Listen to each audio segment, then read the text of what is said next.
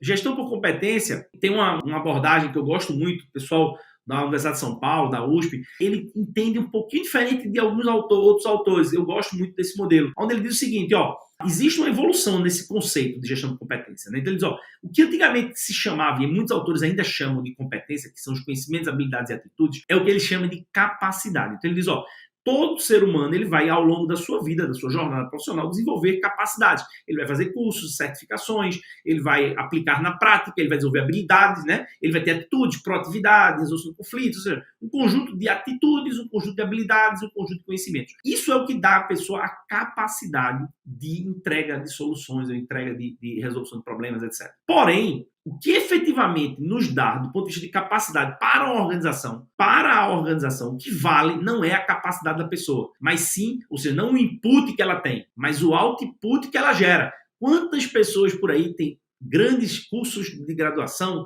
mestrados, doutorados, 1001 certificações, e você coloca o cara na frente de um projeto e ele não performa, ele não entrega resultado, ele não consegue lidar com pessoas, ele não consegue lidar com pressão, ele não consegue entregar por N motivos, mas o fato é que ele tem as atitudes, ele tem as habilidades, ele tem os conhecimentos adequados para entregar aquilo que precisava, ele tem a capacidade, só que ele não mobiliza essa capacidade, seja porque ele não está motivado, seja porque ele não está sendo recompensado, aí tem 1001 motivos porque isso está acontecendo, mas o fato é que se ele não mobiliza a capacidade dele para entrega de resultado, é o que nós chamamos de uma competência só potencial. Então, é o que esse autor chama de capacidade. Então, a capacidade é a competência bruta, a mobilização dessa capacidade é a verdadeira competência. Então, o objetivo de um sistema de gestão por competência é permitir o desenvolvimento dos nossos profissionais, das nossas equipes, alinhado às estratégias da nossa organização. Ou seja, será que eu preciso de profissionais com tais e tais competências? Porque hoje em dia está muito comum, né? Você contratar uma plataforma, você como gestor, contrata uma plataforma desse treinamento, uma plataforma dessa de curso, que tem aos milhares aí, um aluno, sei lá o quê, e aí você disponibiliza para a tua equipe e diz, vai treinar, e o cara começa a treinar aquilo que ele gosta, aquilo que ele quer, aquilo que ele se sente mais à vontade, mas não necessariamente aquilo que está alinhado com as necessidades que você tem dentro da sua organização.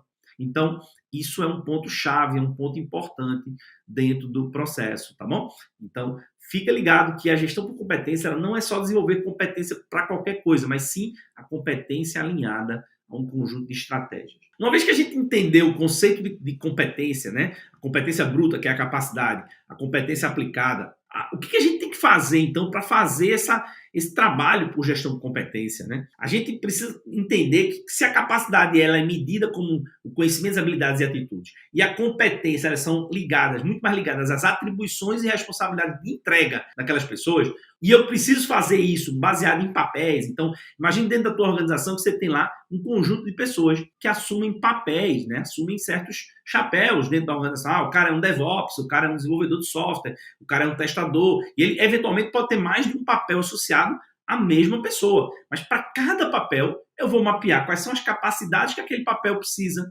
para desenvolver a atividade que está inerente daquele papel. E para cada papel, eu também vou identificar quais são as atribuições, o conjunto de responsabilidades e atribuições que a organização hoje exige dele, para que eu entenda quais são os outputs que são exigidos. Por que eu preciso entender isso, arteiro? Preste atenção no que eu vou mostrar agora, tá? Na hora que você cruza o quanto essa pessoa está desenvolvida numa certa capacidade, o quanto ela está desenvolvida no seu conjunto de competências, a entrega no eixo Y e a capacidade no eixo X. Imagina esse modelo aqui, e aí você vai lá e diz assim, poxa, o cara está aqui no nível 4 de capacidade, naquela dada competência, e ele, na verdade, está ligado, ele só entrega nível 2, por exemplo. Então, se eu tiver um desequilíbrio entre capacidade e competência, se eu tirar o meu recurso, o meu talento, o meu colaborador, dessa faixa de zona de bem-estar que a gente está chamando que é essa zona diagonal, se ele sair dessa zona diagonal, ou seja, se ele tiver mais capacidade do que competência, ou seja,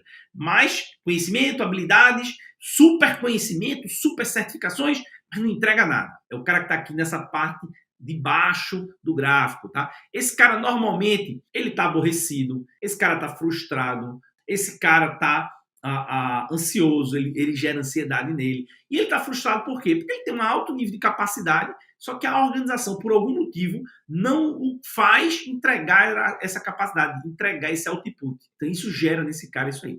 Por outro lado, veja o quanto a coisa é interessante, né? Se o cara não tem o conjunto de conhecimentos adequado, ele está fraco de capacidade, mas ele é exigido muito em termos de funções e responsabilidades, atribuições para ele, ou seja, se exige que ele se entregue muito, porém, ele tem pouca capacidade, gera um outro tipo de problema. Gera ansiedade, medo, a pessoa trava, perplexidade, ou seja, o profissional ele vai ficar numa situação extremamente de angústia, né? Porque ele tá naquela assim, pô, e se eu errar? E o medo de errar, e o medo de não fazer a coisa certa. Então, muita gente hoje vive essa realidade dentro das organizações. Então, um verdadeiro líder, um verdadeiro gestor, quando ele está entendendo, quando ele entende isso que eu acabei de falar, o que ele faz? Ele começa a olhar para a sua equipe, não como apenas pessoas, mas pessoas que têm inputs, que são as suas capacidades, que variam ao longo do tempo, porque ela vai desenvolvendo a capacidade de aprender novos conhecimentos, ela vai estudando, ela vai fazendo uma certificação, ela vai adquirindo novas habilidades, ela vai colocando em prática, ela vai